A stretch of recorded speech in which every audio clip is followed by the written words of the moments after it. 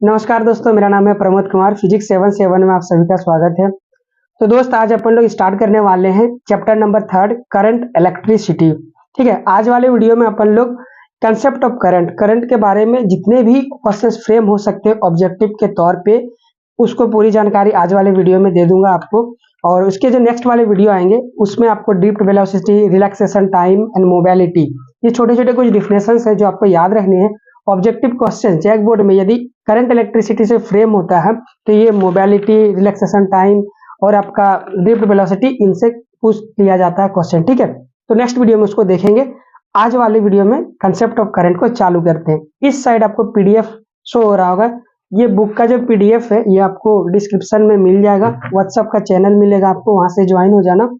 Exam oriented PDF को बनाया गया है ओनली फॉर जैकबोर्ड के लिए। तो जैकबोर्ड के स्टूडेंट हो तो आपको बहुत ज्यादा बेनिफिट मिलेगा इससे। ठीक है, ये नोट्स भी पढ़ के जाते हो तो आपके बहुत सारे क्वेश्चंस आ जाएंगे, लेकिन इसको कैसे स्टडी करना है वो आपको पूरे वीडियोस में छोटे छोटे पार्ट में बताता चला जाऊंगा। और सबसे वीडियो के आखिरी दिन, मतलब ये चैप्टर जैसे कंप्लीट हो जाएगा उसके बाद एक वन शॉट का वीडियो लूंगा। ये पूरे एक घंटा में पूरा खत्म हो जाएगा। उसके बाद यदि पीडीएफ डाउनलोड करते हो तो आपको ज्यादा बेनिफिट मिलेगा। ठीक है, ये तो थी काम की बातें। अब आते हैं मुद्दे पर। सबसे पहला पॉइंट जो आपको याद रखना है, करंट इलेक्ट्रिसिटी में करंट कैसा क्वांटिटी है, स्केलर क्वांटिटी है, ये आपको याद रखना है। अक्सर पूछ लिया जाता है जैकबोर्ड में ऑब्जेक्टिव के तौर पे। अब डिफिनेशन वाले पार्ट पे आते हैं। ठीक है, the rate of flow of charge with respect to time is known as current. तो चार्ज अभी तो आप एक ही जानते हो कौन है, वो इलेक्ट्रॉन है। बाद में आप जानोगे कि और भी कई सारे चार्ज कैरियर है जिसके वजह से अपन लोगों का करंट बनता है। अभी के लिए फिलहाल आपके पास एक ही चार्ज है, वो है क्या, इलेक्ट्रॉन। तो फ्लो ऑफ इलेक्ट्रॉन को ही अपन लोग क्या बोलते हैं, करंट बोलते हैं। ये तो आप जानते हो। दूसरा इंपॉर्टेंट बात, इसका एसआई यूनिट आपको याद रखना है। एसआई यूनिट क्या होता है, एम्पेयर होता है। ए से रिप्रेजेंट करते हैं। और या तो अब अभी जब मैथमेटिकल डिफिनेशन देखोगे तब आपको समझ में आएगा, कूलम पर सेकंड भी आता है। ठीक है, इधर आपको शो हो रहा होगा PDF. The current classified into two types. Current कितने टाइप्स के होते हैं, दो टाइप्स के होते हैं। एक होगा आपका इंस्टेंटेनियस करंट और दूसरा हो जाएगा एवरेज करंट। यहाँ पे बात आती है समझने वाली। ठीक है, तो अपन लोगों ने करंट को स्केलर क्वांटिटी बोला। अच्छा, एक बात याद रखना, करंट को अपन लोग छोटा वाला आई या तो बड़ा वाला आई दोनों से दिखाने का काम करते हैं। ठीक है, तो करंट कितने टाइप के होते हैं मेरे पास, दो टाइप के होते हैं। एक होता है इंस्टेंटेनियस, एक होता है एवरेज टाइम। तो आई बराबर क्या होता है आपका, रेट ऑफ फ्लो ऑफ क्या है, यहाँ पे चार्ज है विथ रिस्पेक्ट टू टाइम। तो जिसका रेट लेते हैं उसको ऊपर लेते हैं, चार्ज का रेट ले रहे हैं। और किसके रिस्पेक्ट में ले रहे हैं, टाइम के रिस्पेक्ट में ले रहे हैं। ये आप 11 से भी जानते हो, नहीं जानते हो तो अभी आप जान गए। जिसका रेट लेते हैं वो ऊपर का रहता है, जिसके रिस्पेक्ट में लेते हैं वो नीचे रहता है। ठीक है, अब जब रेट होते हैं तो रेट दो प्रकार के होते हैं। एक होता है इंस्टेंटेनियस, एक होता है एवरेज। इंस्टेंटेनियस का मतलब होता है किसी खास इंस्टेंट पे क्या रेट रहा होगा। एवरेज का मतलब होता है पूरे दौरान, सफर के दौरान। इलेक्ट्रॉन दौड़ रहे हैं ना भाई, यहां से यहां दौड़ रहे हैं, ये तार है आपके, है ना, ये तार है। इलेक्ट्रॉन इस कोने से इस कोने में आ रहा है तो इलेक्ट्रॉन दौड़ रहा है ना, पोजीशन चेंज कर रहा है ना इलेक्ट्रॉन। तो इस पूरे सफर के दौरान क्या रहा होगा वैल्यू, क्या रेट रहा होगा, तो उसको एवरेज बोलेंगे। और किसी खास इंस्टेंट पे, इस वाले जब ये चार्ज यहां पहुंच गया किसी खास इंस्टेंट पे, उसी इंस्टेंट पे इसका क्या रेट रहा होगा, तो उसको अपन लोग इंस्टेंटेनियस से दिखाते हैं, है ना। तो एवरेज और इंस्टेंटेनियस का मतलब आई होप समझ में आ गया होगा। अब मैथमेटिकल फॉर्मूला देख लेते हैं इसका। तो ये हो जाएगा आपका I equal to D Q by D T.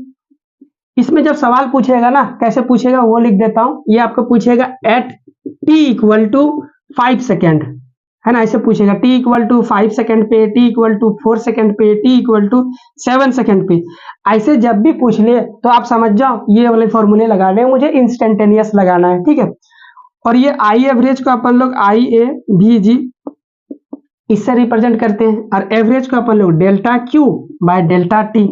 ये अब इसका सवाल कैसे पूछेगा, फॉर्मूले वही है, यहाँ भी क्यू है, यहाँ भी टी है, यहाँ भी क्यू है, यहाँ भी टी है। अब इसमें सवाल क्या पूछेगा, सवाल आपसे ऐसे पूछ सकता है, find the value of current in the interval of, कौन सा इंटरवल दे देगा, T1 equal to 5 second to 8 second. ऐसे सवाल पूछेगा आपसे।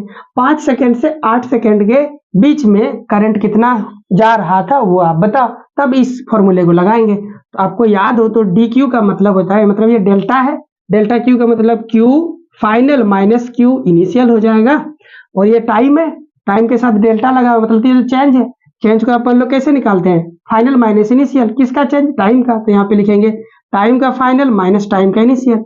सेम चीज यहाँ पे भी लिखा है पर मैं बट बोला नहीं था। ये दोनों बातें आपको समझ में आ गया। ध्यान से देखो तो ये डी है, ये वही वाला डी है जो आप डिफरेंशिएशन में सीख के रखे हैं, ठीक है। तो यहाँ पे अपने को डिफरेंशिएशन का कंसेप्ट लगाना है, यहाँ पे सिंपल मैथमेटिक्स का कंसेप्ट लगा के अपन लोग आंसर को निकाल लेंगे। तो दो टाइप्स के करंट है हमारे पास, एक होता है इंस्टेंटेनियस करंट, एक होता है एवरेज करंट। दोनों का ऐसा यूनिट एम्पियर ही होता है, इसमें कोई शक वाली बात नहीं है, ठीक है। तो इसी डिफिनेशंस को यहाँ पे अपन ने लिखा है।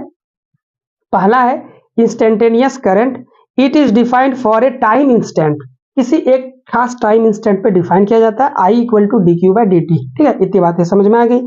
दूसरा है आपका एवरेज करंट, यहाँ क्या है डिफिनेशन देख लो, it is defined for time interval, अभी बताया ना ये टाइम इंटरवल के लिए डिफाइन होता है ये। It is given by the following equation, I average total charge flow, इसी को बोलते हैं total charge flow upon time taken by at the flow of charge, ठीक है, ड्यूरिंग फ्लो ऑफ चार्ज। तो ये वाला जो एवरेज वाला है वो 10 से सीखते आए हो, और यहाँ जनरली जो लिखते हैं ना अपन लोग एवरेज वाला ही लिखते हैं, बट अभी अपन लोग को एग्जाम देना तो दोनों को सीख के रखना पड़ेगा। अच्छा, इतनी पॉइंट समझ में आ गया, तो अगले पॉइंट की ओर मूव करते हैं। अगला पॉइंट है direction of current is assume to be opposite to the flow of electron. ये आपको याद करना है और रट्टा मार लेना है, जैसे तैसे करके याद करो, कैसे भी करो याद करना है, ठीक है। कि करंट का जो डायरेक्शन होता है वो आपका इलेक्ट्रॉन जिस डायरेक्शन में फ्लो करता है उसके ऑपोजिट डायरेक्शन में होता है, ठीक है। ऐसा क्यों होता है इस वाले वीडियो में बात नहीं कर सकते, किसी नेक्स्ट वीडियो में मैं बता दूंगा आपको, अभी फिलहाल चीजों को एग्जाम ओरिएंटेड रहने देते हैं, ठीक है। तो मान लो ये आपका क्या है, बैटरी है ना, बैटरी से करंट जाता है ये आप जानते हो। एक तार को मैंने यहाँ बल्ब से जोड़ दिया, फिर वापस लाके इस बैटरी में कनेक्ट कर दिया, तो सर्किट मेरा पूरा हो गया। ये प्लस है, ये माइनस है, तो आप जानते हो इलेक्ट्रॉन कहाँ से, करंट कहाँ से दौड़ता है, यहाँ से दौड़ता है, ऐसे की ओर। इसका मतलब करंट यदि इधर से आ रहा है तो जरूर इलेक्ट्रॉन कहाँ दौड़ रहा होगा, इधर, ऑपोजिट डायरेक्शन में, ठीक है। यही वाला बात आपको समझाने की कोशिश कर रहा है, ये वाला पॉइंट जो आपको याद रखने हैं, ऐसे होता है, ठीक है। ये बोल के दिमाग को समझा के याद कर लीजिएगा इसको। डायमेंशन ऑफ करंट, ये डायमेंशन ऑफ करंट आप याद कर लोगे, M0 L0 T0 एम्पियर का एम्पियर होता है। अच्छा ठीक है, देन नेक्स्ट चलते हैं अपन लोग, एक क्वेश्चन करते हैं छोटा सा, फिर वीडियो को समाप्त कर देंगे। क्वेश्चन है आपका, if the charge Q flow through the wire is given by this, किसी एक वायर के थ्रू करंट चार्ज फ्लो कर रहा है, वो चार्ज कैसे फ्लो कर रहा है उसके लिए इन्होंने एक इक्वेशन दे के रखा है। उस इक्वेशंस को पहले राउट डाउन करते हैं। क्यू जो तार में आपका करंट फ्लो कर रहा है, मान लो ये एक तार है, दूर से कहीं से आ रहा होगा, इसमें आपका इलेक्ट्रॉन फ्लो कर रहा है, मतलब चार्ज, क्यू मतलब चार्ज फ्लो कर रहा है, और चार्ज इस तरह फ्लो कर रहा है कि इस इक्वेशन को फॉलो करते हुए, तो ये क्वाड्रेटिक का इक्वेशन है।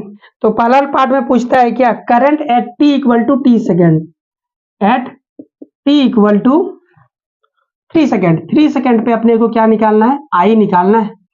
तो अभी तुरंत बताया था आपको, किसी एक इंस्टेंट पे पूछेगा तो समझ जाना कौन सा पूछ रहा है, वो इंस्टेंटेनियस वैल्यू पूछ रहा है। तो अपन लोग लिखेंगे I instantaneous equal to D Q by D T, है ना, और कितने टाइम पे पूछ रहा है, टी इक्वल टू 3 सेकेंड है, 3 सेकेंड पे पूछ रहा है, तो I t equal to 3 second ऐसे लिख देता हूँ। और डी क्यू का मान देखो यहाँ पे रखा हुआ है, ये 3t स्क्वायर प्लस में 2t प्लस में 6 अपॉन में क्या हो गया, ये dt हो गया। अब डिफरेंशिएशन आप जानते हो, है ना, तो ये dt सभी जगह बढ़ जाएगा, अभी के लिए मैं बांट रहा हूँ आपके सामने, बाद में अपन लोग डायरेक्ट करेंगे, है ना, d2t अपॉन t प्लस में d6 अपॉन dt, है ना। ये डिफरेंशिएशन सब जानते हो, डिफरेंशिएशन हर जगह बढ़ जाता है ना, जाए प्लस माइनस जब रहता है तो। थ्री तो कांस्टेंट है, वो बाहर आ गया। टी स्क्वायर का क्या होता है, पावर मल्टीप्लाई में पावर में से एक घटेगा, 2 में से एक घट गया, प्लस ये 2 आ गया D T by D T, तो वैसे भी कट जा रहे हैं, तो केवल यहाँ 1 हो गया गुना में, और ये कांस्टेंट है, कांस्टेंट का डीसी तो 0 होता है, मतलब डिफरेंशिएशन। ओवरऑल देख लीजिए, यहाँ 3 दूना 6, टी बच गया प्लस में 2, ये आ गया instantaneous value D Q by D T. Instantaneous value आ गया, लेकिन अपने को कितने टाइम पे चाहिए, 3 सेकंड पे चाहिए, तो यहाँ t equal to 3 second put कर दे। कितने सेकंड पे चाहिए, 3 सेकंड पे, तो 3 रख दो टाइम के जगह पे, ये हो जाएगा 3 + 2, तो ओवरऑल देखोगे तो 6 × 18 = 20, ये हो गया आपका 20 एम्पियर।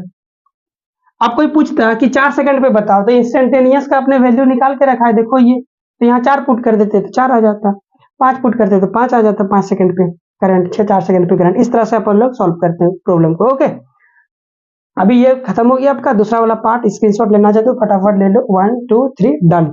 ये पीडीएफ में मेंशन है, डोंट वरी। अच्छा देखो, नेक्स्ट है कि आपको एवरेज निकालना है, बट एवरेज में 1 सेकंड से लेकर 4 सेकंड के बीच में निकालना है। तो ये 1 सेकंड दिया हुआ है और t final equal to 4 second दिया हुआ है, तो ये एवरेज पूछ रहा है आपसे। तो अपन लोग जानते हैं I average equal to dq/dt। Delta मतलब चेंज हो गया किसका, चार्ज का, तो charge final minus charge initial upon time final minus time initial. तो चार्ज का फाइनल वैल्यू कितना है, चार्ज का फाइनल वैल्यू क्या मिलेगा जब टाइम का फाइनल वैल्यू होगा, तो यहाँ पे लिखेंगे चार्ज एट 4 सेकंड पे, ठीक है, वही तो फाइनल टाइम पे फाइनल चार्ज मिलेगा, माइनस चार्ज एट कितने सेकंड पे, इनिशियल टाइम पे जितना चार्ज रहा होगा, तो 1 सेकंड पे जितना चार्ज रहा होगा, ठीक है। अब ये टी फाइनल तो खुद है 4 माइनस ये 1 है।